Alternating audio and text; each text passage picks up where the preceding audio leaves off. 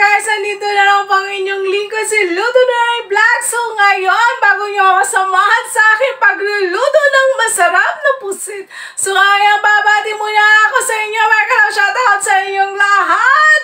At sana hindi po kayo magsawa sa pag-suporta sa aking YouTube channel. So ayan, thank you very much sa aking mga subscriber at sa mga supporter ko dyan. O, supporter daw, o diba?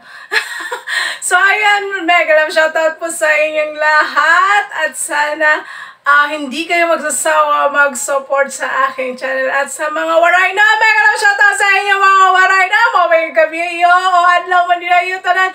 So, ada mo salamat iyo, suporta ta na ako, pamilya, ako mga friends. Oh, di ba?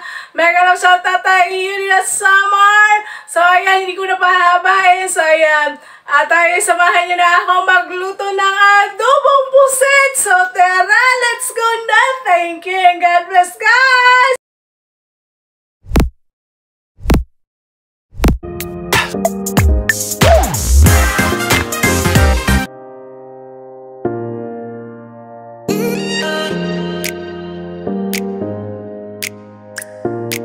Hello guys, magluluto po tayo ng adobong pusit. So, iyan po ang ating pusit na binili sa palengke. Ayan, medyo fresh po siya.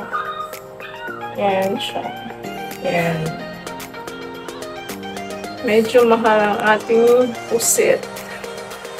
Ayan ang ating mga isasahog guys. So, mayroon tayong ginger, meron tayong laurel, meron tayong onion, meron tayong garlic, at maglalagay tayo ng konting spicy na green chili.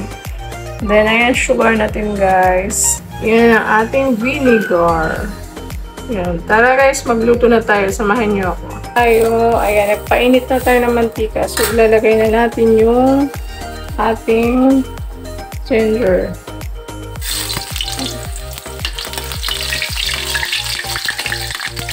Ngayon lang tayo guys kasi medyo mainit. Ilagay na natin yung ating garlic. Ayan. Alam mo guys, sa summer, hindi na yan ginigisa. Sinasangkot siya na lang yan. Pero tayo, maggigisa tayo.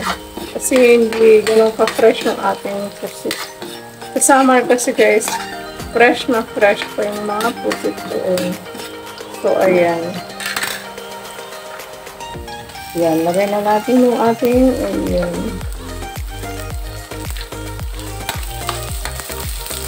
Hindi kasi fresh ang mga pusit dito guys.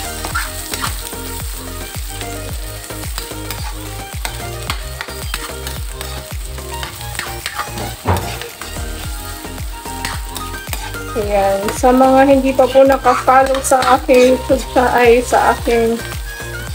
YouTube channel, please subscribe to Luto Nanay Vlog, at sa aking Facebook page sa yung Luto Nanay Vlog page. So, ayan guys, mag-follow na kayo at mag-subscribe na kayo sa mga hindi pa nakapag-subscribe. Ayan, iwan lang po kayo ng note para mabalikan ko kayo. Ayan, lagay na po natin yung ating squid. Hindi na natin yan hinati-hati kasi maliliit lang yan. Pag luto na yan, maliit na lang yan. Ayan. Nilinis na natin yan kanina. Nung tayo ay namalengke. Ayan, mahaliin lang ko natin. Magtutubig pa yan siya guys. Kasi nagasan. Siyempre nilinis natin. Meron yan sa tubig. Kahit pinatulo na natin. So, antayin lang natin. Kasi papatuyo natin bago natin timplahan. Ayan.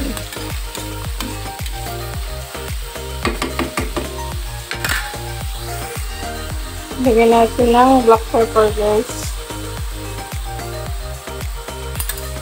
Lagyan na rin natin yung ating laurel.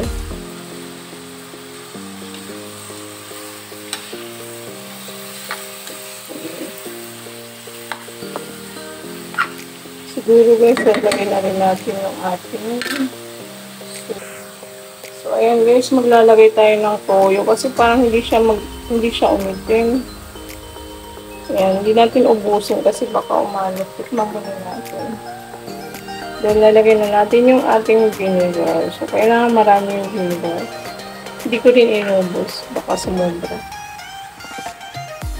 Yan guys. Hindi natin hinalo kasi nilagyan natin ng suka. So, ayan.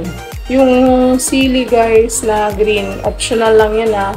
So, ako gusto ko lang lagyan. So, ayan. Lagyan na natin yung sugar.